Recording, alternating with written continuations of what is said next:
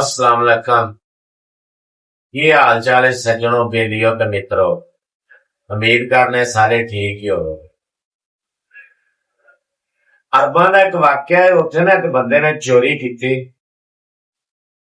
चोरी करन तो बाद वो पकड़िया गया। ਉਹਨੂੰ पकड़ के काजी अगे पेश किया गया ते ਉਹਨੇ अपनी चोरी कबूल की कि मैं की है। ते काजी ने ਉਹਨੂੰ 3 सजावां सुनाइयां। ਜਦੋਂ 3 सजावां सुनाइयां ना ते ਉਹ ਰੱਖੀਆਂ ਕਿ ਇਹਨਾਂ ਚ ਇੱਕ ਪੂਰੀ ਕਰ ਦੇ ਤੇ ਚਲਾ ਜਾ, ਤੈਨੂੰ ਮਾਫ ਕਰ। ਉਹਨੇ ਨਾ ਸਜ਼ਾਵਾਂ ਸੁਣ ਕੇ ਆਪਣੀ ਬੇਗਮ ਨਾਲ ਮਸ਼ਵਰਾ ਕੀਤਾ, ਆਪਣੀ ਬੀਵੀ ਨਾਲ ਮਸ਼ਵਰਾ ਕੀਤਾ ਕਿ ਨਾ ਪਹਿਲੀ ਜਿਹੜੀ ਸਜ਼ਾ ਸੀ ਉਹ ਕਾਜ਼ੀ ਨੇ ਕਿਹਾ ਕਿ 100 ਪਿਆਜ਼ ਖਾ ਗੰਢਾ ਤੇ ਤੈਨੂੰ ਮਾਫ ਕਰ ਦਿੱਤਾ ਜਾਏਗਾ। ਤੇ बीवी ने कहा कि तू 100 प्याज खा ला। वो बीवी के कहने ते 100 प्याज खाना शुरू करता ते जदों 60-65 गंढे खाते ना ते ओदियां अखां बाहर नूं आण लग गईयां। ते ओह हथ खड़े कर गया। उन्हें कहा भी ये मेरे तो नहीं खाते जाते, मेरे तो भारे ने। दूसरी सजा ये सी कि 100 कोड़े खा ला ते तैनूं छड्ड दियां। ਉਹਨੇ फिर अपनी बेगम नाल मशवरा किया। बेगम ने कहा कि 100 कोड़े खाला चल ते ये छड़ देन। बेगम ने भी मशवरा दिता कि 100 कोड़े ही खाला।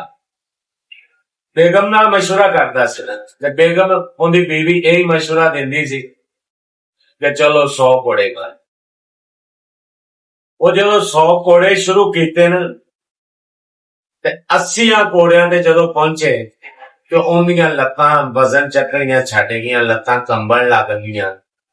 तो वो उत्थे भी लेरा मारन लग पिया भी मेरे तो अगले नहीं खाते जांदे, मेरे तो जदों ये दूसरी सजा भी उनदी पूरी नहीं हुई ते वो नहीं आजाद होया। तीसरी सजा काजी ने यह कहा सीगा कि 1000 दिरहम जिहड़ा ना तैनूं जुर्माना ते ये जिहड़ा सी ना भी तू अदा कर दे ते चला जा। तीसरी जदों सजा ली बेगम नाल सलाह की ते बेगम ने भी यह मशवरा दिता कि तीसरी जड़ी है ना सजा हुण ये दिरहम वाली आ ते दिरहम दे दे ते आजाद हो जाएंगे। ते ओने जिहड़ा सी ये तिन्ने सजावां भुगतण दे बावजूद पहले प्याज खाते, फिर कोड़े खाते, फिर 1000 दिरहम दिता। वो 3 सजावां दा मशवरा बेगम नाल ही करदा सी ते एंड ते उन्हें फिर 3 सजावां भुगत के पैसे दे के दिरहम दे के फिर उन्हें काजी नूं कहा कि मैनू थोड़ा जिहा टाइम दिओ, मैं तुहाडे कल्लिआं नूं मिलना चाहंदा। ते काजी ने जदों कहा ना कि दसो की करना है, उन्हें फिर यह गल कही। उन्हें कहा भी जदों मैं मर जावां ये तुहाडी जिम्मेदारी होएगी कि मेरी कबर ते यह गल लिखा देनी है कि बीवी दा अपनी बेगम दा कदी भी कहना नहीं जे मैं। तो इसे तरह ये गल है सॉरी देख लो, बंदा करे ते गुस्सा खत्म, ते जे डॉक्टर करे ते बंदा खत्म।